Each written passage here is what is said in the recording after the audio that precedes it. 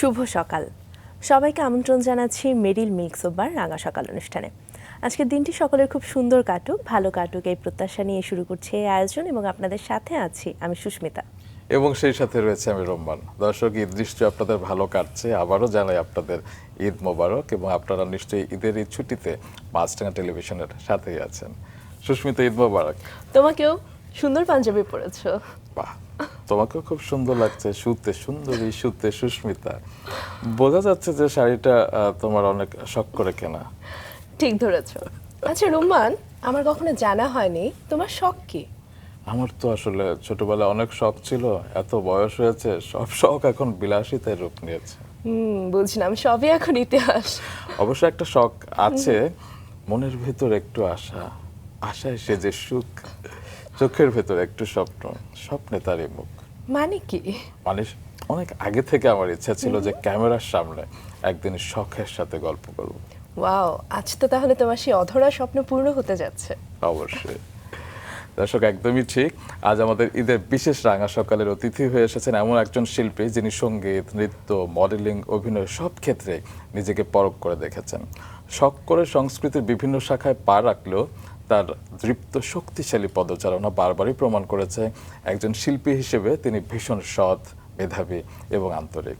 হ্যাঁ দর্শক, আজ আমাদের বিশেষ অতিথি নৃত্যশিল্পী, মডেল, অভিনেত্রী আনিকা কবির শখ। চলুন ঈদের শুভেচ্ছা জানিয়ে আজকের গল্প শুরু করি। ঈদ মোবারক।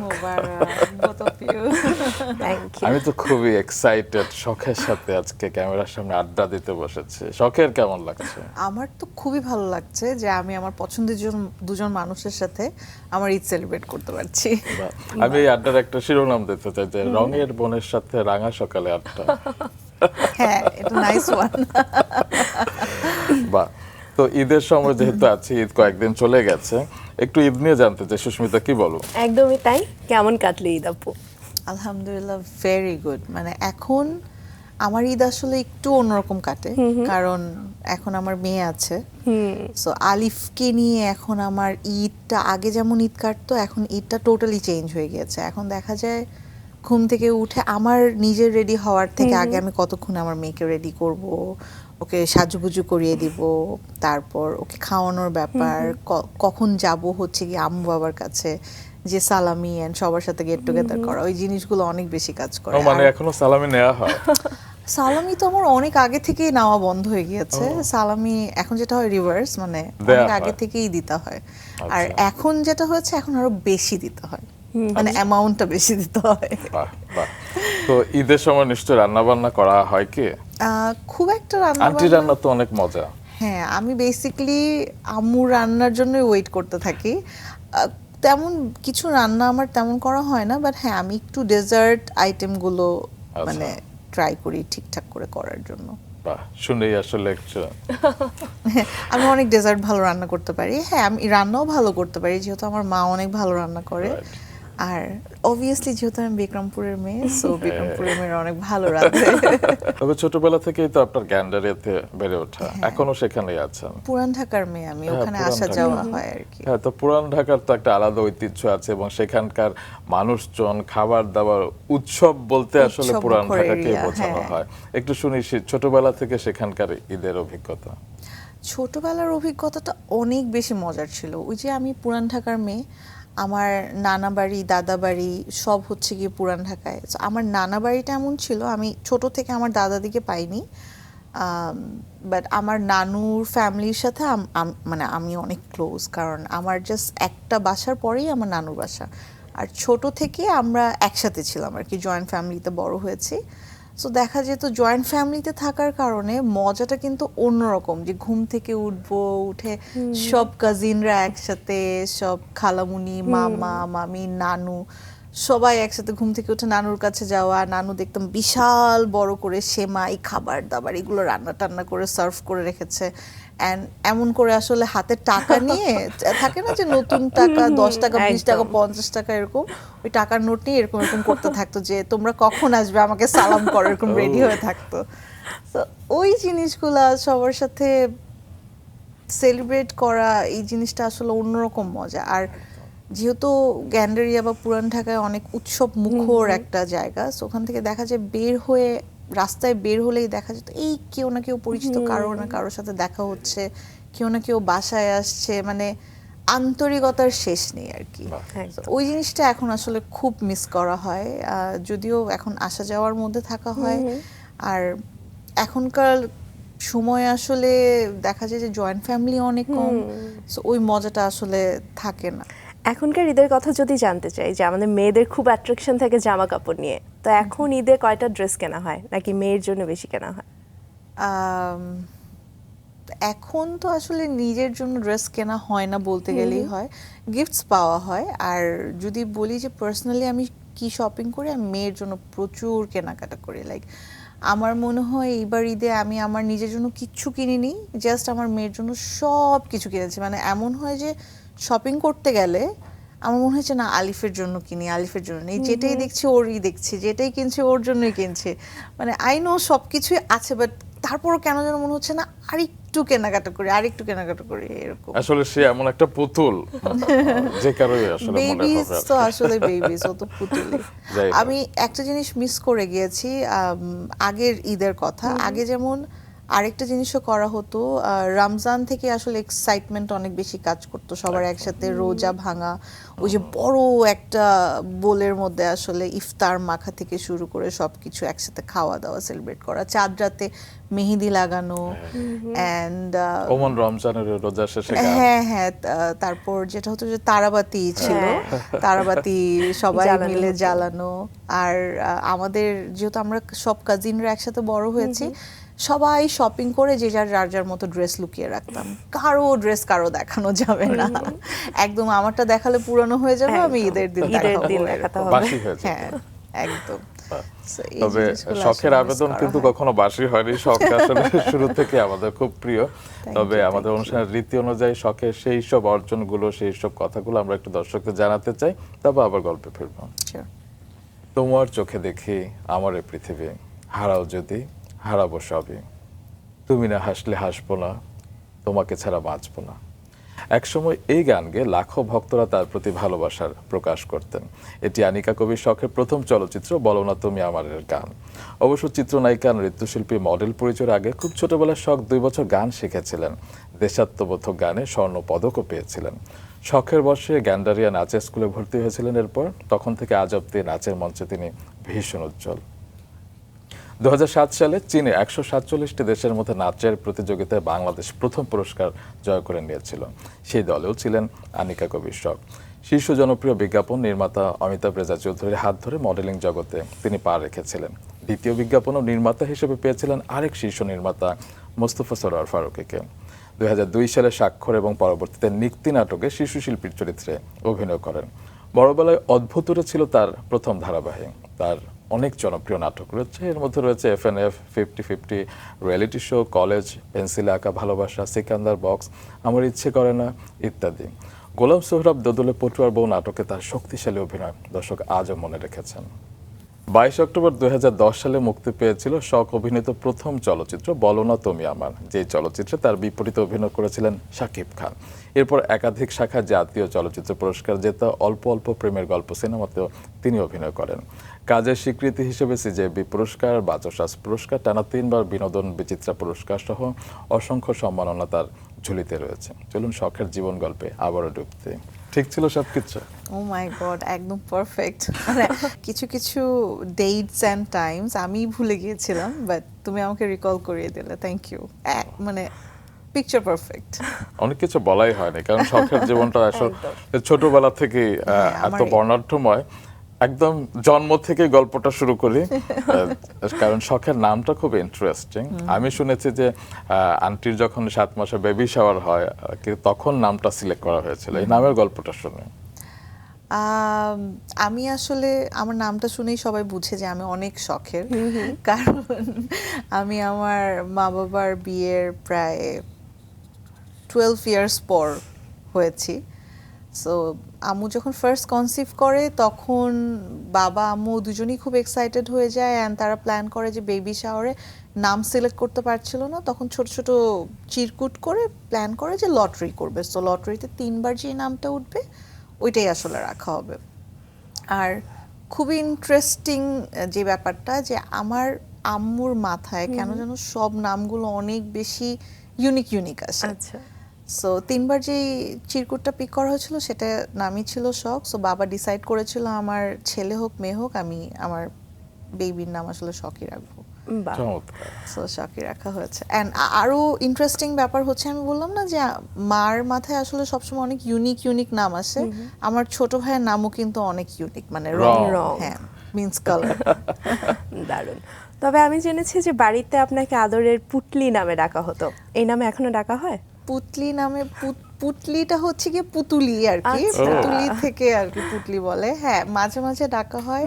আর আমার বড় মা আমাকে সোনালু বলে ডাকতো। বাহ, সোনালু, সোনালু খুবই আদুরে নাম। খুবই আদর। দুটোই কিন্তু এখন মনে হচ্ছে একদম পুতুলের মতো পুতলি লাগছে, আবার একটু সোনালুও লাগছে আজকে।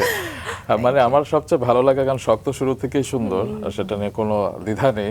তবে মাতৃত্ব কিন্তু শখকে আরো বেশি গ্লো করছে দিনের পর দিন। আসলে শখের কি মনে হয় সেটা? ডেফিনেটলি তাই। আসলে সৌন্দর্য তো সবসময় চেঞ্জ হয়, প্রত্যেকটা এইজের সাথে মানুষের সৌন্দর্য চেঞ্জ হয়। Right. অ্যান্ড সেটাকে ক্যারি করতে পারাটা, একসেপ্ট করে নেওয়াটাই আসলে নর্মাল। অ্যান্ড যেহেতু আমি অনেক ছোটবেলা থেকে কাজ করছি, সবাই আমাকে অনেক ছোট থেকে দেখেছে। ছোটবেলার সৌন্দর্য একরকম ছিল, আমি যখন বিয়ে করেছি তখনকার সৌন্দর্যটা একরকম, এখন আমি মা হয়েছি সেটার সৌন্দর্যটা একরকম। কিন্তু আমার কাছে মনে হয় যে হ্যাঁ, আমি এখন আগের থেকে আরো অনেক বেশি সুন্দর। আমার মা হওয়াটা আমার সৌন্দর্য, আমার কনফিডেন্স, আমার সবকিছু অনেক বেশি বাড়িয়ে তুলেছে, পূর্ণ করেছে পূর্ণ শখকে। করেছে। এক্স্যাক্টলি। চমৎকার।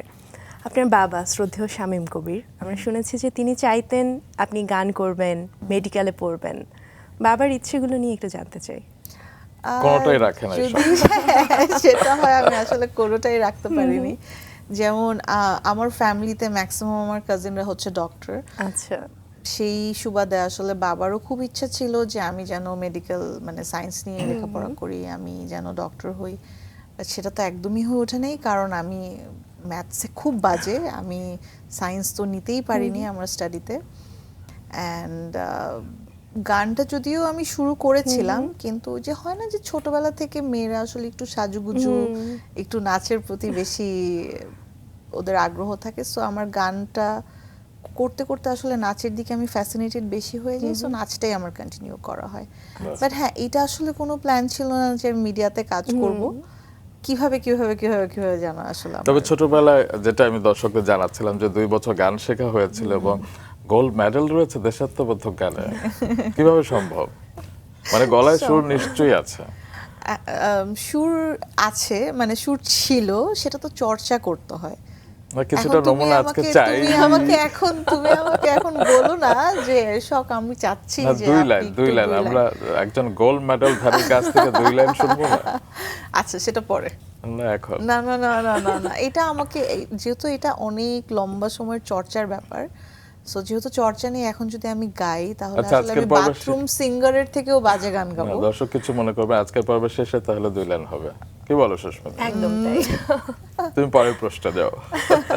ছোটবেলা থেকে তো নাচের সঙ্গে সখ্য, যেমনটা বলছিলেন। 4-5 বছর বয়স থেকে নিজে নিজে নাচ করতেন, তো তারপরে শেখার শুরুটা কবে থেকে? শেখার শুরুটা আসলে 4 বছর বয়স থেকে। আমার স্কুল আর আমার নাচের স্কুল দুটো একই সাথে শুরু হয়। এটা কি গ্যান্ডারের কিশোলয়? গ্যান্ডারিয়া কিশলয় কচিকাচার মেলা, হ্যাঁ, ওটা ছিল আমার first dance school. And then আমি শিশু একাডেমির কোর্স কমপ্লিট করে আচ্ছা। থাকি। শিশু একাডেমির পর বাফার কোর্স কমপ্লিট করি। অ্যান্ড নাচে আমার এক্সপিরিয়েন্স অনেক বেশি, Huge. অনেক বেশি। কারণ আমি আমার সব, আমি মানে আমার যারা গুরুজিরা আছে তারা সবাই অনেক বড় মাপের আর্টিস্ট আমি বলবো। আমি যেমন, আমার মেন্টর হচ্ছে এমআর ওয়াসিক। আমি পেয়ার আপ করে কাজ করি সোহেল রহমানের সাথে, নাচ করছি। আমি ভরতনাট্যম করেছি আনিসুল ইসলাম হিরু স্যারের কাছে। রতন স্যারকে, কবিরুল ইসলাম রতন স্যারকে আমি নতুন কুড়িতে পেয়েছি। রতন স্যারের সাথে আমার অনেকগুলো কাজ করা হয়েছে। তামান্না রহমান মিসের সাথে আমার মণিপুরি করা হয়েছে। বেনজির সালাম মিসের কাছে আমার শিশু একাডেমিতে আমি যখন ছিলাম কাত্থাক করেছো তখন মুনমুন আমার, আহমেদের। হ্যাঁ, তখন আমার করা হয়েছে, কথক করা হয়েছে। হ্যাঁ, সো আমার নাচের এক্সপিরিয়েন্স আমার অনেক অনেক বেশি বেশি। অনেক বেশি আমরা ছোটবেলার গল্পে ছিলাম এবং নাচের ক্ষেত্রে আসলে অনেকের কাছ থেকে দীক্ষিত হয়েছে এবং হয় না যে অনেক তারকাকে আমরা দেখে যে নাচ না শিখে বিভিন্ন অনুষ্ঠানে নাচছে, অ্যাওয়ার্ড শোতে যাচ্ছে, কিন্তু শখ একদম ছোটবেলা থেকে আসলে নাচ শিখে এবং নাচের বিভিন্ন ফর্ম সে শিখে এ পর্যায়ে এসেছে এবং নাচকে কখনো ছাড়েনি। আমি দেখেছি যে মাতৃত্বকালীন ছুটি কাটিয়ে অনেকে একটা লম্বা ব্রেক দেয়, কিন্তু শখ একটা ছোট ব্রেক দিয়ে সেই নাচের মঞ্চে ফিরেছে। তো নাচ নিশ্চয়ই খুব আবেগের জায়গা, তাই না? প্রচুর প্রচুর নাচটা আসলে কতটুকু আবেগের সেটা আমি আসলে বলে বুঝাতে পারবো না। বাহ। মানে আমাকে যদি বলা হয় যে আমি এতগুলো সেক্টরে কাজ করেছি, আমার সবচেয়েতে আমি কনফিডেন্টলি বলতে পারি যে কেউ যদি আমাকে জিজ্ঞেস করে যে তুমি কোনটা ভালো পারো, আমি কনফিডেন্টলি বলবো আমি নাচ করতে খুব মানে ভালোভাবে ভালো পারি আর কি। বাহ। তো আমি যেটা দর্শকদের শুরুতে জানাচ্ছিলাম, সেই 2007-8 একটি ইন্টারন্যাশনাল ডান্স ফেস্টিভ্যাল হয়েছিল এবং প্রতিযোগিতা হয়েছিল এবং সেখানে বাংলাদেশ অংশ নিয়েছিল 147টা দেশের সাথে এবং সেখানে বাংলাদেশ প্রথম হয়েছিল। তো কেমন লেগেছিল? আমি শুনেছি যে সেখানে সেকেন্ড হয়েছিল মেক্সিকো, থার্ড হয়েছিল চায়না। ডেফিনেটলি অনেক বেশি নার্ভাস ছিলাম আমরা সবাই, আর অনেক কম্পিটিশন আমাদের অনেক হার্ড ছিল, বাট এটা তো আমাদের বাংলাদেশ, আমাদের বাংলাদেশের কালচার এত সুন্দর। আমরা ট্রাই করেছি আমাদের ডান্সের মধ্যে দিয়ে টোটাল বাংলাদেশটাকে রিপ্রেজেন্ট করার, বাংলাদেশের কালচার, বাংলাদেশের সব কিছু ইচ অ্যান্ড এভরি, লাইক আমাদের পারফরমেন্সের টাইম ছিল হচ্ছে গিয়ে 35 মিনিটস। আচ্ছা। So 35 minutes it's one kind of একটা ডান্স ড্রামার মতোই। ওই 35 মিনিটসের মধ্যে আমাদের থিম ছিল বাংলাদেশ। সো আমরা পুরো বাংলাদেশটাকে রিপ্রেজেন্ট করেছি, অ্যান্ড আমাদের বাংলাদেশের কালচার, বাংলাদেশকে আমার মনে হয় যে সবাই অনেক পছন্দ করে। সো আমাদের পারফরমেন্স অ্যান্ড সব কিছু এত ভালো ছিল যে এটা আসলে অনেক বড় একটা অ্যাচিভমেন্ট যে এতগুলো দেশের সামনে আমাদের বাংলাদেশটাকে আমরা রিপ্রেজেন্ট করতে পেরেছি, আর ওখান থেকে আমরা ফার্স্ট হয়ে ব্যাক করেছি। এটা বিশাল বড় একটা অ্যাচিভমেন্ট। সবার পক্ষ থেকে, সকল বাংলাদেশিদের পক্ষ থেকে এই পুরো টিমকে আমরা অভিবাদন জানাই এবং কৃতজ্ঞতা জানাই। Thank you. এবারে একটু জানতে চাই, কিছুক্ষণ আগে বলছিলেন যে পরিবারে কারো পরিকল্পনা ছিল না মিডিয়াতে আসবেন, আপনার নিজেরও সেরকম চিন্তা ছিল না হয়তো, তারপরে কিভাবে আসলে চলে আসা এই মিডিয়া জগতে? শখ কিভাবে এই শখে জড়িয়ে গেলেন? শখের এটাও আসলে শখ ছিল না, শখ ছিল শখ নাচ করবে, বাট আমার ফ্যামিলি আসলে এত স্ট্রিক্ট ছিল। ফ্যামিলি বলতে হচ্ছে কি আমার চাচার কথা আমি বলবো। আমার মেজো চাচু একদমই, উনি হচ্ছে গিয়ে যে হ্যাঁ সুন্দর মেয়ে হয়েছে, কেন মিডিয়াতে কাজ করবে, মিডিয়াতে কাজ করা তো প্রশ্নই আসে না, মানে সুন্দর মেয়ে আছে ঠিক আছে, দেখতে সুন্দর সুন্দর সুন্দর করে লেখাপড়া করবে, বাসায় থাকবে, নামাজ কালাম পড়বে, এটাই হবে, হচ্ছে গিয়ে কেন নাচ করবে, নাচও করতে পারবে না। কিন্তু যখন দেখা গেল যে আমি টুকটুক করে নাচে ভালো করছি, এমনও হয়েছে যে আমার সাথে তো সবসময় কখনো না মানে আমি তো কখনো একা ছিলাম না, হয় আমার সাথে আমার মা থাকতো, না হয় বাবা থাকতো। তো বিভিন্ন কম্পিটিশনে বা ডান্সের ক্লাসে যখন আমি যেতাম, কম্পিটিশনে ভালো করলে একটু একটু করে যখন চ্যানেলগুলোতে দেখানো শুরু করলো যে নাচের কম্পিটিশন হচ্ছে, নতুন কুড়িতে যখন গেলাম, যখন আমি অ্যাওয়ার্ড অ্যাচিভ করলাম, তখন যখন নতুন কুড়িতে পেয়েছিলেন পুরস্কার? নতুন কোন কুড়িতে পেয়েছিলাম, নতুন কুড়িতে ক্লাসিক্যাল ডান্সের উপর ছিলাম, ক্লাসিক্যাল ডান্সের উপর ছিল, ফার্স্ট হয়েছিলাম। সো ওখানে যখন নতুন কুড়িটা বেসিক্যালি চোখে লেগেছে, যখন দেখলো যে আমার চাচু হ্যাঁ ভালো করছি, তখন যেই মানুষটা আসলে সবাইকে বলতো যে না কেন, অ্যান্ড বাবাকেও খুব স্ট্রিক্টলি না করতো যে কেন মেয়ে নাচ করবে, কেন কাজ করবে, ওই চাচুই দেখা যেত। তখন তো ল্যান্ডফোন ছিল, ল্যান্ডফোনে সবাইকে ফ্রেন্ডদেরকে ফোন করে করে বলতো আজকে না আমার ভাতিজির নাচ দেখাবে অমুক সময় অমুক চ্যানেলে, কিন্তু সামনে থাকলে খুব এরকম স্ট্রিক্ট হয়ে বসে থাকতো। সো এরকম টুকটুক করে আসলে নাচ থেকেই আমার আসলে মিডিয়াতে কাজ করা, অ্যান্ড একটা নাচের কোনো একটা টিভি চ্যানেলের থিম সং এর শুট করতে গিয়ে আসলে অমিতাভ রেজা ভাইয়া আমাকে প্রথম দেখে। সো দেখে তখন বলছিল, না না ছোটবেলায়, ছোটবেলায় মানে তখন আমি ক্লাস 6 or 7 পড়ছি এরকম। তো তখন দেখে বলে যে মেয়েটা সুন্দর, মেয়েটার চুল অনেক বড়, মেয়েটার কিছু ছবি তুলে নাও। তো ওই অবস্থায় আসলে আমার কিছু ছবি তুলে নেওয়া হয়। তো এরপর আসলে তারপর আর ফিরে তাকাতে হয়নি আসলে। তবে তারও 4 বছর আগে আপনি নাটকে অভিনয় করেছিলেন শিশু শিল্পী হিসেবে, সাক্ষ্য নাটকে। হ্যাঁ, ওই যে নতুন কুড়ি থেকে আসলে বিটিভি থেকেই একটা অফার এসেছিল যে একটা শিশুতোষ চরিত্রে মানে একটা নাটক করার জন্য। তো স্বাক্ষরে আমি মেইন ক্যারেক্টার প্লে করেছি, যদিও বাচ্চা ছিলাম, বাট আমাকে নিয়েই টোটাল গল্পটা ছিল। অ্যান্ড আমার ফার্স্ট নাটকেই আমি আসলে অনেক বেশি ব্লেসড অ্যান্ড লাকি আমি বলবো। এত সিনিয়র দুজন আমি আর্টিস্টকে পেয়েছি, Rasul Islam Asad uncle and Piyada S আপু। সো একজন আমার মা ক্যারেক্টার প্লে করেছে আর একজন বাবার। এবং সেকেন্ড নাটক যেটা আমি জানি যে নিক্তি, সেখানেও নিক্তি। তৌকির আহমেদ ছিল, আফসানা তৌকির মিমি আহমেদ, ছিলেন, হ্যাঁ। আমজাদ হোসেন ছিলেন। হ্যাঁ, সেখানেও আমার লিড ক্যারেক্টারই ছিল, কারণ গল্পটাই ছিল আসলে বাল্যবিবাহের উপরে। অ্যান্ড আমি অনেক ভালো একজন ডিরেক্টরকেও পেয়েছিলাম, তার নাম হচ্ছে কায়েস চৌধুরী। জি জি, তিনি আমাদের So, মাঝে এখন নেই। এখন আর নেই। যাই হোক, পরবর্তীতে আপনি যখন অমিতাভ রেজা চৌধুরী হাত ধরে বিজ্ঞাপনে এলেন, হ্যাঁ, সেই মুহূর্তে আসলে পরিবার প্রতিক্রিয়া কে ছিল? মানে নাচেই দিতে চায়নি চাচ্চু, তারপরে তার চাচু নাচে দিতে চায়নি, বাট আমার পেরেন্টস সবসময় অনেক সাপোর্টিভ ছিল। লাইক আমার মা বাবার জন্যই আমার আসলে আমি বলবো যে আমার এত দূর আসা। স্পেশালি বলবো আমার মা, কারণ মানে থাকে না যে ছায়ার মতো সারাক্ষণ সব কিছু ফেলে দিয়ে আমাকে সাপোর্ট করে গিয়েছে, আমি কি পছন্দ করি না পছন্দ করি। রিয়াকশন কি ছিল আমি বলবো, যখন ফার্স্ট আমার সানসিল্কের একটা বিলবোর্ড হয়, তো সানসিল্কের বিলবোর্ডের সময় তখন একটা সোলো না 3 জনের একটা বিলবোর্ড ছিল, মাঝখানে আমি আমার ছবিটা অনেক বড় করেছিল। তো ওই বিলবোর্ডটা হওয়ার পরে আমাকে হঠাৎ করে অমিতাভ ভাইয়ের অফিস থেকে ফোন করে বলছিল যে শখ তুমি এমন এমন জায়গায় গিয়ে একটু দেখো, তোমার অনেকগুলো বিলবোর্ডস হয়েছে। I was like really okay. Then বাবা আমি আম্মু আমরা 3 জনই বের হলাম, যেয়ে দেখলাম যে ইন্টারকন্টিনেন্টাল এখন যেটা, আগে তো শেরাটন ছিল, ইন্টারকন্টিনেন্টালের সামনে বড় করে একটা সানসিল্কের বিলবোর্ড আমার, টিএসসি তে বিলবোর্ড আমার, মানে পুরো বাংলাদেশে সানসিল্ক, Wow. মানে সানসিল্ক একটা ইন্টারন্যাশনাল ব্র্যান্ড। কেমন পাবলিসিটি হতে পারে এটা আমরা মোটামুটি সবাই জানি। সো সানসিল্কের মতো একটা ব্র্যান্ডে আমার ছবি, এটা দেখে তো সবাই তখন খুবই প্রাউড। যারা বলতে না চায় যে হ্যাঁ কেন কাজ করবে কেন এটা এটা, তারাও খুব প্রাউডলি সবাইকে চোখে আঙ্গুল দিয়ে দিয়ে দেখাচ্ছে এই যে এটা আমাদের হচ্ছে কি মেয়ে। আমার ভাতিজি বা এটা হচ্ছে কি আমার পরিচিত। আমার স্কুলের টিচাররা অনেক বেশি এক্সাইটেড ছিল, আল্লাহ সব তোমার এরকম এরকম ছবি সুস্মিতা দেখেছি। দেখলে চুল দিয়ে আসলে বিশ্বজয় করা যায়। একদমই তাই। হ্যাঁ, তখন আমার চুলও অনেক বড় ছিল, অনেক বড় ছিল, লাইক হাঁটুর নিচে ছিল চুল। অ্যান্ড ফ্রেন্ডসরা স্কুলে গেলে একটা আলাদা একটা একটা ভাইব অন্যভাবে থাকতো দেখছে। আমার। হ্যাঁ, আমি খুব একটা প্রিন্সেস একটা ভাব নিয়ে থাকতাম এরকম।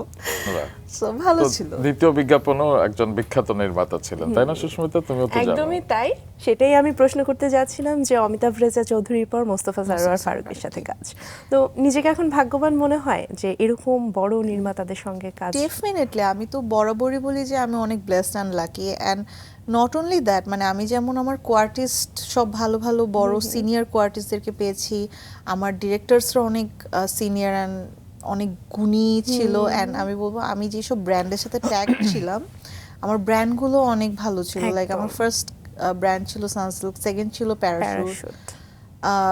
আমার আসলে আমি অনেক লাকি আমি বলবো।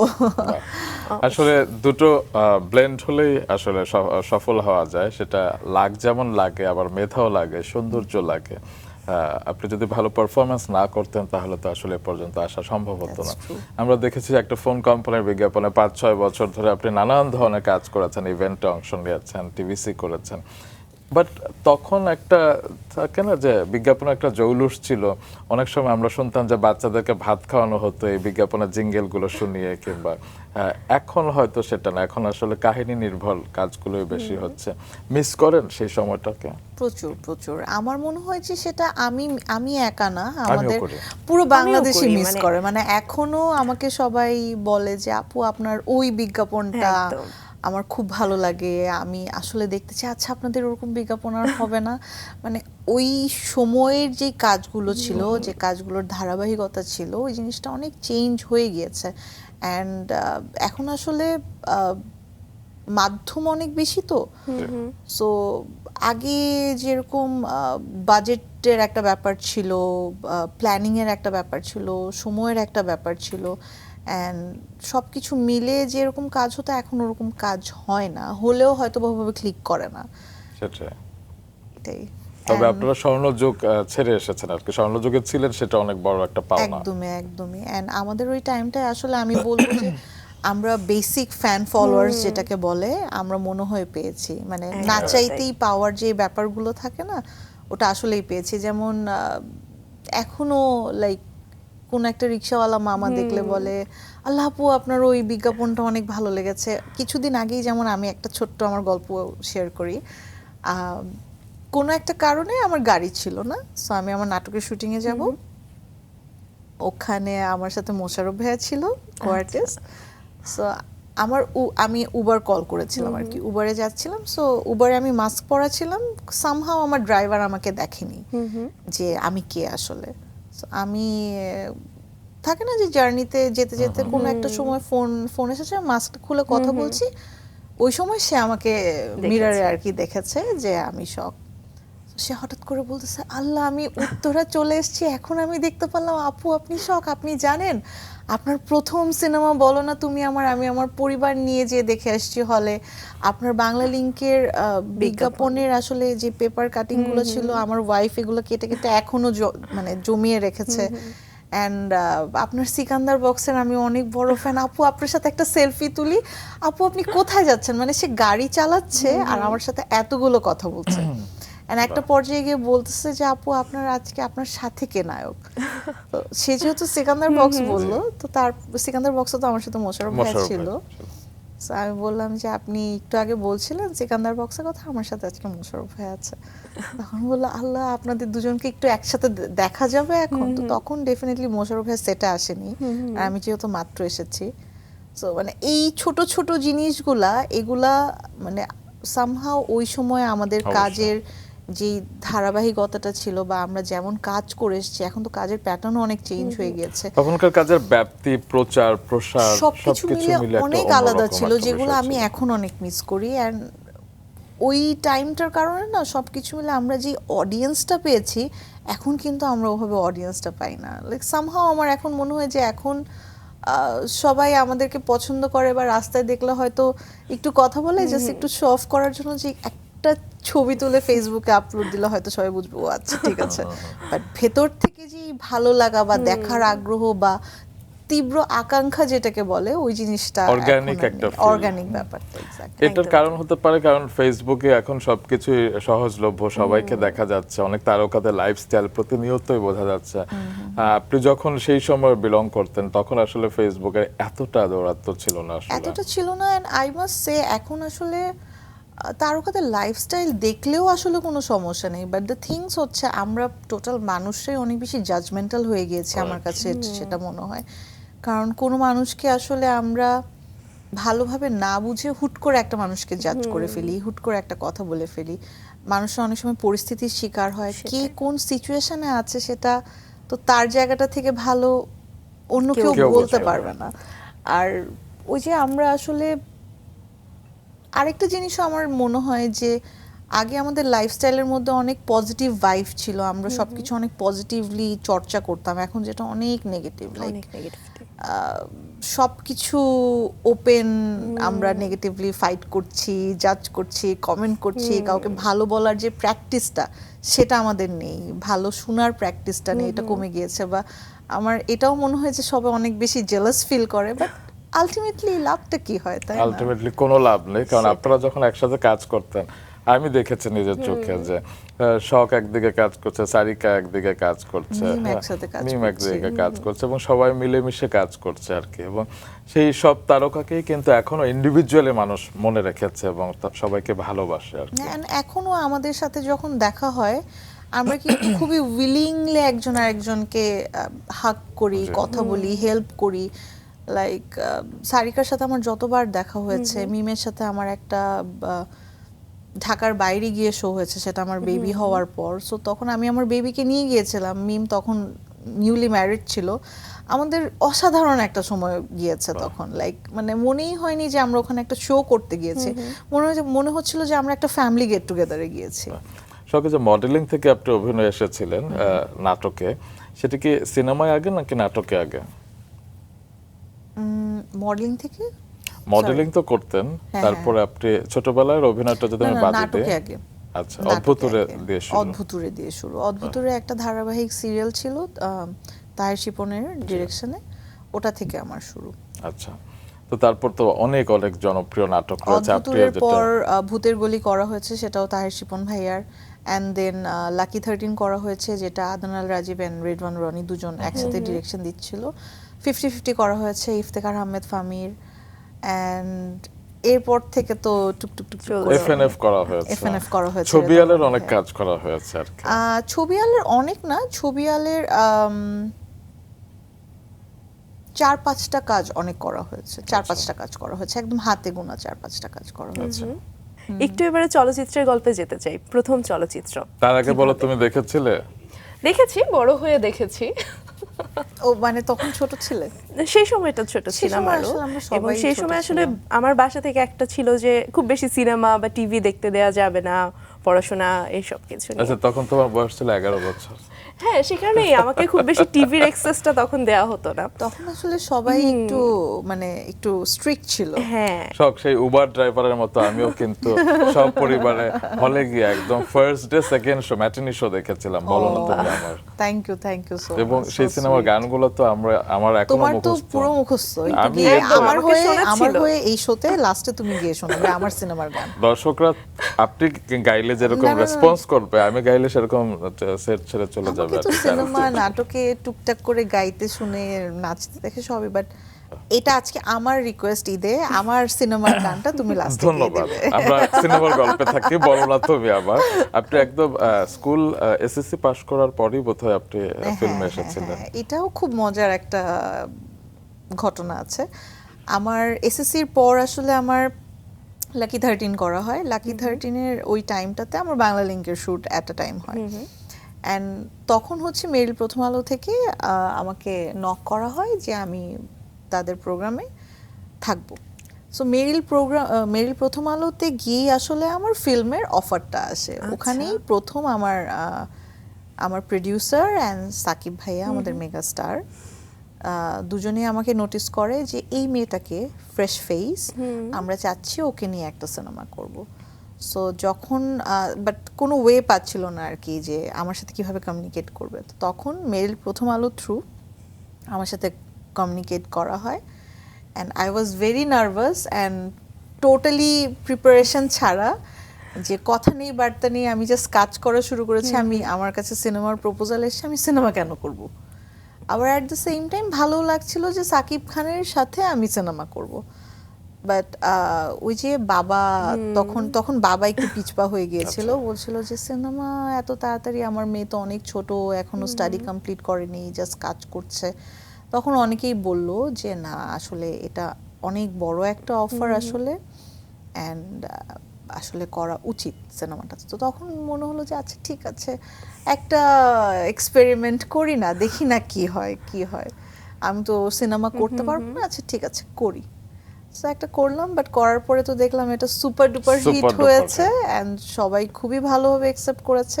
একটা সিনেমা করার পর প্ল্যান ছিল সিনেমা করব না, বাট একটার পর একটা আসলে অফার আসছিল। বাট সত্যি কথা বলতে তখনও আমার সিনেমাটা করা হয়নি, কারণ আমি আসলে অনেক ছোট ছিলাম, আমি স্টাডি করছিলাম, সব কিছু মিলে সময় হয়ে ওঠেনি। আর টু বি ভেরি অনেস্ট, ওই সময়টা আমি ইন্টারেস্টেডও ছিলাম না, কারণ ওই সময়টায় খুব কম ভালো সিনেমা হচ্ছিল। এখন যেমন অনেক ভালো ভালো সিনেমা হচ্ছে, তখন আসলে মেইনস্ট্রিম ছবিগুলো যেরকম হতো, একটু সাউথ ইন্ডিয়ান সিনেমার রিমেক, এবং সেখানে যে 35-এ কাজ হতো, সেগুলোর সাথে বোধহয় আপনি অত অ্যাডজাস্ট করতে পারছিলেন না। অ্যাডজাস্ট করতে পারছিলাম না, মানে ইন্টারেস্টটা ছিল না। আর অ্যাট দ্য সেম টাইম স্টাডিরও একটা চাপ ছিল, যে আমি বুঝতে জাস্ট পেরেছি। মাত্র এসএসসি কমপ্লিট করে আমি জাস্ট ইন্টারে ভর্তি হব। সো ওই টাইমটা আসলে একটু তবে সে difficult বলো ছিল। না তুমি আমার 22 অক্টোবর 2010-এ মুক্তি পেয়েছিল, এবং সেই সিনেমার গানগুলো তো এখনো বেশ শ্রোতাপ্রিয়। মিলা এবং এসআই টুটুলের একটি গান আছে যে এই মনে 12 মাস, কিংবা সাবিনা ইয়াসমিন সাবিনা মনির ইয়াসমিন খানের ম্যামের। একটি গান রয়েছে, তোমাকে তোমার ছাড়া চোখে বাঁচব না। দেখি, হ্যাঁ। তো এই গানগুলো তো আসলে আজও মানুষ শুনছে। তবে বিহাইন্ড দ্য সিনের গল্পগুলো কিন্তু আমাদের জানা হয়নি, যে শাকিব খানের সাথে থাইল্যান্ডে গিয়েছিলেন এবং সেখানে শাকিব খান ধাক্কা দিতে চেয়েছিলেন, তাই না? হ্যাঁ, ওই অনেক অনেক অনেক অনেক মেমোরিজ আছে বিহাইন্ড দ্য সিনের অনেকই, যেমন আমি নার্ভাস ছিলাম তেমন ততটা হেল্পফুল আমাদের সাকিব ভাইয়া ছিল। একটা সিন করার সময় আমাদের একটা ব্রিজের উপরে কাজ হচ্ছিল যেটা আসলে সমুদ্রের পাশে। আহ, ওখান থেকে ওই জায়গাটা আসলে খুবই রিস্কি, শার্ক আছে ওই পানিতে আর কি। আচ্ছা। হ্যাঁ, তো আমাদেরকে বারবার বলছিল যে একদম ডেড এন্ডে গিয়ে যেন শুট না করা হয়। সো ভাইয়া আমাকে বারবারই ভয় দেখাচ্ছিল, সব তুমি যদি ঠিকঠাক মতো করে না করো তাহলে আমি তোমাকে এই ধাক্কা দিলাম, এই ধাক্কা দিলাম, ধরে এরকম এরকম করতেছে, ধাক্কা দিয়ে দেবো। সো আই ওয়াজ লাইক ভাইয়া আমি তো ঠিক করে কাজ করছি। বলে আই এম জাস্ট জোকিং, আমি তোমাকে কমফর্ট মানে নর্মাল করার জন্য জাস্ট দুষ্টামি করলাম, চলো এখন আমরা কাজ করি এরকম। তো ওই সিনেমায় কত পারিশ্রমিক পেয়েছিলেন মনে আছে? হ্যাঁ মনে আছে, অনেক ভালো পারিশ্রমিক পেয়েছি। কত? সেটা এখন বলতে হবে? আমি আমি income রাঙা tax সকালে এর কেউ না। বলবো? হ্যাঁ আমি বলতে পারি, যদি আমাকে আসলে রাঙা সকালে আমার ইদিটা একটু ভালো দেয়। ওকে। না বলবে না তাই না? হ্যাঁ বলো না, বলবো না। তুমি আবার। না, না, বলবো আচ্ছা যাই হোক, আমরা অল্প অল্প করে পরের সিনেমার গল্পটা শুনি। অল্প অল্প প্রেমের গল্প, এবং সেই সিনেমাটাও তো বেশ জনপ্রিয়, আমি দেখেছিলাম। মানে খুব ইন্টারেস্টিং একটা রমকমই ছিল বলবো আর কি। তো সেই সিনেমার এক্সপিরিয়েন্স শুনবো। প্রথম সিনেমায় অঞ্জলি চরিত্রে অভিনয় করেছিলাম, পরের সিনেমায় তানিয়া চরিত্রে অভিনয় করেছে। এক্সপিরিয়েন্স সেকেন্ড মুভিতে আমি বলবো যে অনেক বেশি হোমলি, কারণ আমার ডিরেক্টরের নাম ছিল হচ্ছে গিয়ে সানিয়াত হোসেন। সানিয়াত ভাইকে আমরা আসলে বাংলা লিঙ্কের সময় থেকে পেয়েছি। সো আমাদের টোটাল টিমটা বাংলা লিঙ্কের ছিল। সো আমরা যখন কাজ করেছি আমার মনে হয়েছে ও আচ্ছা এটা তো আমার পরিবারের সাথেই আমি কাজ করছি, কারণ অনেক বেশি চেনা জানা, অনেক কাজ করা হয়েছে, অনেক কমফোর্টেবল।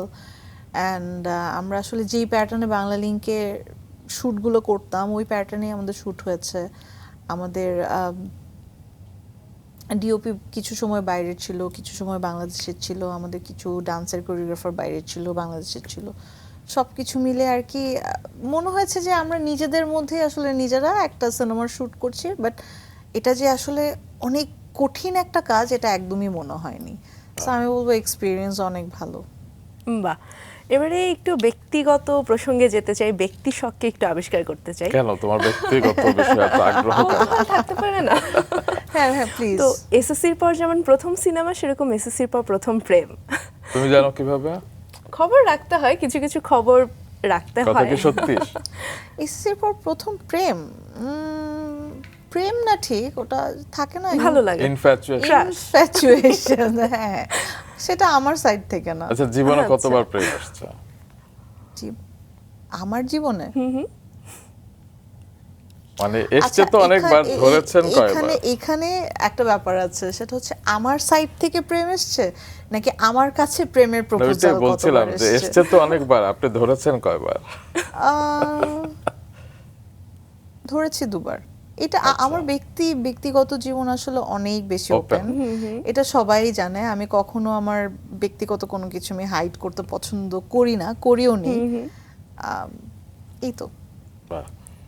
তো প্রেমের চিঠি নিশ্চয়ই লেখা হয়েছে সেই সময়গুলো। আমি লিখিনি, আমার পেয়েছেন কাছে এসছে। হ্যাঁ আমার কাছে এসছে। অ্যান্ড আরেকটা খুব মানে ভয়ঙ্কর একটা ঘটনা আছে। আমি যখন ক্লাস 4-এ পড়ি তখন আমি শেরবাংলাতে ছিলাম। শেরবাংলা মানে নারী শিক্ষা মন্দির, যেটা ওয়ারিতে হাটখোলাতে। আমাকে সবসময় স্কুল আমার বাবা নিয়ে যেত, স্কুল থেকে নিয়েও আসতো। সো সামহাও কোনো একটা ছেলে আমাকে খেয়াল করেছে, সেও স্কুলেরই ছিল, কোনো একজন স্টুডেন্ট। অ্যান্ড আমি যেহেতু শেরবাংলাতে ছিলাম, শেরবাংলা তো গার্লস স্কুল, ওখানে সামহাও ওই ছেলেটা আমার ফ্রেন্ডকে নোটিস করে আমার ফ্রেন্ডের কাছে আমার জন্য লেটার লিখে পাঠায়, যে আমাকে বলে যে সে আমাকে ভালোবাসে, আর আমি যদি তাকে বলি যে না তাহলে সে আমাকে কিডন্যাপ করবে। ও, রীতিমতো হুমকি। রীতিমতো হুমকি, হ্যাঁ। অ্যান্ড ছোটবেলায় I was very shy and very, থাকে না যে খুবই introvert, at the same time আমি অনেক মানে ভীতুও ছিলাম। আচ্ছা। সো ওই লেটার যখন আমাকে দেয় আমার ফ্রেন্ড, আমি তো দেখে সাথে সাথে আমার মানে ক্লাস মিসকে দিয়ে দিয়েছি। দেওয়ার পরে আমি কান্নাকাটি করা শুরু করেছি। কিছুদিন পরে আমার annual exam. So I was like যে না আমি আসলে পরীক্ষা দিব না, আমি যদি আসি তাহলে স্কুলে আমাকে আসতে ভয় স্কুলে, পাচ্ছে। হ্যাঁ স্কুল থেকে আমাকে কিডন্যাপ করে নেবে, এটা কেমন কান্নাকাটি করে একাকার। তখন আমার ক্লাস মিস আসলে আমার গার্জিয়ানকে খবর দেয়। খবর দেওয়ার পর অ্যাকচুয়ালি তার ওই ছেলেকে ধরেছে। আচ্ছা। আমার টিচার আসলে স্কুলের যে গার্ড আরো যারা ছিল ওই ছেলেকে ধরে, ছেলেকে ডেকে নিয়ে আসে অ্যান্ড জিজ্ঞেস করে যে তুমি এটা কেন করেছো, এখন তো তোমার স্টাডির time. And he was so horrible. তখনই ওর হাতে এরকম কাটা, নাম ছিল আনিকা, মানে ব্লেড দিয়ে কেটে আনিকা লেখা ছিল। সো এরপরে আমি আসলে স্কুল চেঞ্জ করে ফেলি এই ভয়ে, আচ্ছা। ও নো, ক্লাস 4-এ থাকতে? ক্লাস 4-এ থাকতে। হ্যাঁ, বাহ বাহ বাহ। বাহ। তো তুমি আমার প্রেমের খবর যদি চিঠি লেখালেখি, এই জন্য আমি এই ঘটনাটা শেয়ার করলাম। বাহ, চমৎকার একটা মজার ঘটনা পেয়ে গেলাম। একদম। তো সেই সময় সেই ছোট্ট প্রেমিক থেকে আমরা এখন চলে আসি জন আব্রাহামের কাছে। 2020 সালের 12ই মে বিয়ে করেছিলেন আপনি আতিকুর রহমান জনকে। কেমন চলছে সংসার? আলহামদুলিল্লাহ, গুড। বাহ। আর তার আপনাদের সংসারে যে আনাহিতা রয়েছে, আনাহিতা রহমান আলিফ, তার বোধহয় জন্ম 2021 সালের 23 সেপ্টেম্বর। রাইট, একদম। তুমি সবকিছু পারফেক্টলি কিভাবে বলছো? কারণ প্রিয় মানুষ তো সবকিছু তো মনে রাখতে হয় আর কি। তো তার অনেক গল্প শুনতে চাই, কারণ হয় না যে আমি একবার শুনেছিলাম আপনি বলছিলেন যে তার রান্না বান্না করা খুব শখ এবং মেকআপের যন্ত্র মানে মেকআপের সরঞ্জাম গুলো করে আর কি। পাশাপাশি সে অনেক পিকি। হ্যাঁ, আলিফ প্রচুর পিকি। অ্যান্ড আলিফ, আমি মাঝে মাঝে নিজে একটু কনফিউজড হয়ে যাই যে আমার বেবি যদিও মেয়ে, বাট তারপরও এখন তো ওদের আসলে বড় হওয়ার টাইম, ওদের অনেক কিছু চেঞ্জ হয়। সামটাইমস ও না ছেলেদের মতো দুষ্টামি করে। কিছুদিন আগে যেমন ও মেকআপ ভেঙে রান্না বান্না করতো। আমার আমার ভ্যানিটির সামনে কোনো মেকআপ, কোনো কিছু আমি সাজানো রাখা গুছানো যায় না। আর রাখতে পারতাম না। আমার পারফিউম থেকে শুরু করে, আমার বডি লোশন থেকে শুরু করে, আমার লিপস্টিক দিয়ে তো রীতিমতো দেয়ালের মধ্যে সে লিখতো। পেইন্ট করে।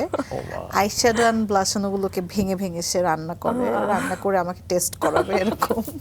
And এখন যেটা হয়, এখনও ছেলেদের মতো দুষ্টামি করে, ছেলেদের মতো লাইক এখন সে কোনো রান্না বান্না কিচ্ছু করবে না, সে ঘরের মধ্যে ফুটবল খেলবে, সে স্পাইডারম্যান হয়ে যাবে, মানে কি কি যেন করে বেড়াচ্ছে আসলে।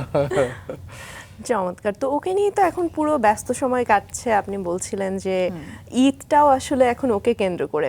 তো এর পাশাপাশি একটু ঈদ যদি না, আমার পুরো লাইফটাই আসলে ওকে কেন্দ্র করে। যেটা হয়, আমি খুবই সিম্পলি বলি, আমি যখন কাজে থাকি তখন তো আমি কাজে থাকি, বাট যখন আমি বাসায় থাকি, যখন আমি ফ্রি থাকি, আমি ট্রাই করি আমার পুরো সময়টা আমার মেয়েকে বেস করে থাকার। কারণ ও কি পছন্দ করে, কি পছন্দ না করে, ঘরে আমি ওকে ওকে যেমন, ওর খুব ভালো একটা অভ্যাস, ও বই বই পড়ে। ও তো পড়তে পারে না, মানে বই ও পড়ে দেখে। শোনানো হয় ওকে। বই পড়ে শোনানো হয়, এটা ও খুব পছন্দ করে, খুব এনজয় করে। আমি ওকে বই পড়ে শোনাই, ওকে নিয়ে আমি ও খুব ঘুরতে যেতে পছন্দ করে, সেটা যেখানেই হোক। ও ট্রাভেল খুব পছন্দ করে। এন্ড বেবিরা বিশেষ হয় করে না যে ওর ভেতরে একটা মানে শখের একটা থাকে না, আর্থি ব্যাপার আছে। খুব সহজ সরল জীবন যাপন করতে পছন্দ করে। আমি শখকে দেখেছি যে গাড়ি থামিয়ে কিংবা রিক্সা থামিয়ে চটপটি খেতে রাস্তায় যেতে। সেরকম আলিফেরও রয়েছে যে রিক্সা করে ঘুরতে পছন্দ করে। হ্যাঁ, আলিফ রিক্সাতে ঘুরতে পছন্দ করে। এন্ড বেবিরা হয় না যে টায়ার্ড হয়ে যায় জার্নি করলে, সেটা একদমই না। তুমি ওকে যত ট্রাভেল করাবে ও একদম টায়ার্ড হবে না, ওখানে বাসায় ব্যাক করবো টায়ার্ড হয়ে যাবে এরকম। আর ও খুব ফ্রেন্ডলি, লাইক সবার সাথে ইন্টারঅ্যাক্ট করতে খুব পছন্দ করে। তো আমি ট্রাই করি সবসময়, বাচ্চাদের এই টাইমটা তো আসলে পাওয়া যাবে না, ওরা এত তাড়াতাড়ি চট বড় করেই হয়ে বড় যায়, হয়ে যায়। এন্ড বড় হয়ে যাচ্ছেও। সো প্রপার টাইমটা দেওয়ার। আর যখন কাজে থাকি তখন তো কাজেই থাকি, কাজে থাকলেও আমি ট্রাই করি কাজের ফাঁকে ফাঁকে ভিডিও কলে থাকার। বাহ, তো শখ যেমন চমৎকার। ছোটবেলায় নাচের সাথে কিংবা অনেক শিল্পের বিভিন্ন শাখার সাথে যুক্ত হয়েছে, তো আলিফ সেরকম কিছু করছে? আলিফ এখনো কিছু করছে না, বাট ও যদি কিছু করতে চায় আমি ওকে কোনো কিছুতে স্টপ করব না। যেমন অনেক প্যারেন্টসের প্ল্যান থাকে যে আমার মেয়ে বড় হয়ে এটা হবে, আমি যেমন আমার এরকম কোনো প্ল্যান নেই, আমি টোটালি আমার বেবির উপর ছেড়ে দিয়েছি। আলিফ বড় হয়ে যেটা হতে চায় আমি ওকে সেটাই। সাপোর্ট করব, সেটা অবশ্যই ভালো কিছু হতে হবে।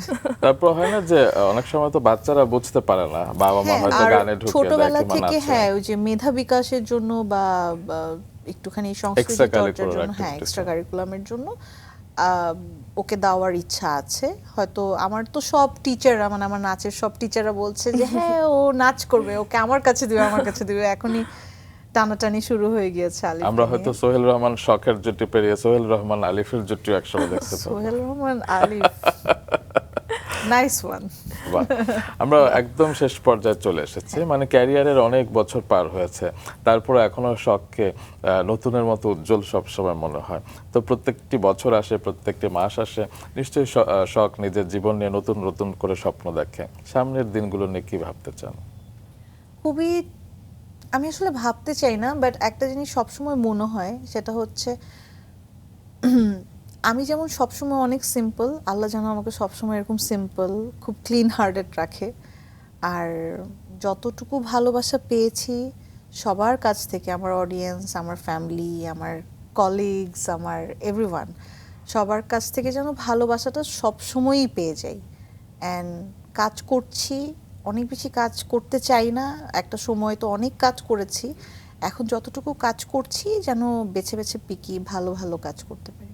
That's it. তবে ক্যারিয়ারে হয় না যে আপনি অনেকের সাথে কাজ করেছেন, যেটা বলছিলেন যে প্রথম নাটকে আপনি রাইসুল ইসলাম আসাদকে পেয়েছিলেন এবং পরবর্তীতে আপনি আমজাদ হোসেন, তৌকির আহমেদ, আফসানা মেমিদের পেয়েছিলেন এবং নায়ক হিসেবে মোটামুটি প্রায় সবার সাথে কাজ করেছেন, ফ্রম জাহিদ হাসান টু চঞ্চল ভাইয়া, চঞ্চল মোশাররফ চৌধুরী, ভাইয়া, মোশাররফ নিশো করিম, ভাইয়া, অপূর্ব আফরান ভাইয়া, নিশো, অপূর্ব, everyone. ইভেন নোবেল ভাইয়ের সাথে অনেক নোবেল কাজ ভাইয়া, করেছেন হ্যাঁ, আপনি। My favourite.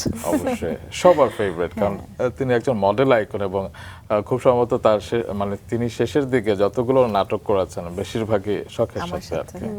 তো এই যে এতগুলো অভিনেতার সাথে কাজ করেছেন, সবচেয়ে বেশি আসলে কার কাছ থেকে শিখেছেন আপনি?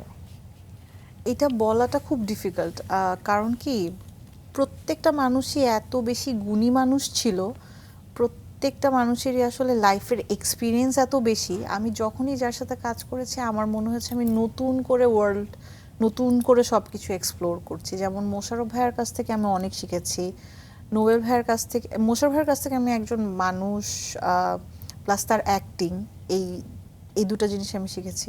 এবং নোবেল মোশাররফ ভাইয়াকে ভাই আমি একটা- যত দেখেছি আমি তত মুগ্ধ হয়েছি যে একটা মানুষ যেমন successful model, at the same time as a human being এত পারফেক্ট, এত নাইস, মানে হাউ কাম, অ্যান্ড এত নাইসলি সে সব কিছু ম্যানেজ করছে, মানে এটা সে আসলে পারফেক্ট মডেল আর কি, তাকে আমরা আদর্শ ধরতে পারি সব ক্ষেত্রে। হ্যাঁ, মানে সে কাজ পারফেক্টলি করছে, সে ফ্যামিলি মেনটেন করছে প্রপারলি, সে প্রপারলি বিজনেস মেনটেন করছে, সে প্রপারলি তার লাইফস্টাইল মেনটেন করছে, সে প্রপারলি নামাজ পড়ছে, মানে একদম কিভাবে all-rounder। সম্ভব, মানে একটা মানুষ এত পারফেক্ট কিভাবে হতে পারে, বাহ। মানে। তবে ভালো লাগে যে এই যে পারফেক্ট মানুষদের ভালো আরেকটা কথা বিষয়গুলোকে, বলবো, চঞ্চল ভাইয়ের কাছ থেকে যেমন আমি অনেক ল্যাঙ্গুয়েজ, আমি যেমন অনেক ভাষা পারি না, সো চঞ্চল ভাইয়ের কাছ থেকে আমি অনেক ভাষা শিখেছি। যেমন নসুভিলান একটা নাটকে আমার কুষ্টিয়ার ভাষায় ডায়লগ দিতে হয়েছে, আমি একদমই পারি না কুষ্টিয়ার ভাষা, সেখানে চঞ্চল ভাই একদম আমাকে ইচ অ্যান্ড এভরি ডায়লগ ধরিয়ে ধরিয়ে দেওয়া, বলে না যে শক্ত এই ডায়লগটা এখন এভাবে করে বল, জাস্ট প্রত্যেকটা ডায়লগ ডেলিভারির সময় ভাই আমাকে দেখিয়ে দেখিয়ে দিচ্ছিল। সো ওই জিনিসগুলো আচ্ছা আজকের পর্বে তো শেষ হয়ে যাচ্ছে, তো যেই অনুরোধটা ছিল গান সো শুনবো না? আমার অনুরোধটা তো ডেফিনেটলি তুমি রাখবে, আমার কাছে মনে হয় আমার রাঙা সকালের সব অডিয়েন্সও চায় আজকে শখের অনুরোধটা যেন আগের রুমান রশিদ অনুরোধটা খান দর্শকরা ভাইয়া কাউন্ট রাখুক। করেছে, যেহেতু সব গান করবে না, তবে রিকোয়েস্ট থাকবে যে যেহেতু পুরান ঢাকার মেয়ে এবং চঞ্চল চৌধুরী এত ল্যাঙ্গুয়েজ শিখিয়েছে, শেষটুকু হোক আর কি একটু আঞ্চলিক ভাষা দিয়ে আর কি, যে কোনো কিংবা পুরান ঢাকার ভাষা দিয়ে। আচ্ছা ঠিক আছে, তাহলে পুরান ঢাকার মেয়ে যেহেতু আমি, যদিও আমি ঢাকায় না, আমি তো বিক্রমপুরের বললাম, ঠিক আছে আমি ঢাকা ভাষায় একটু বলছি। ডাকবার লাগছি হুনবার লাগছস না কিলা, হ্যাঁ ডাকবার লাগছি হুনবার লাগছস না কিলা, বলো এটার মানে কি কি? হলো? বলো এটার মানে কি? ডেকেছি আমি, শুনছো না কেন? হ্যাঁ, রাইট হয়েছে, ওয়াও ওয়াও পেরেছি।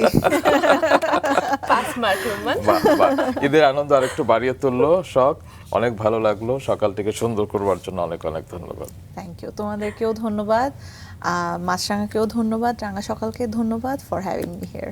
অনেক অনেক ধন্যবাদ।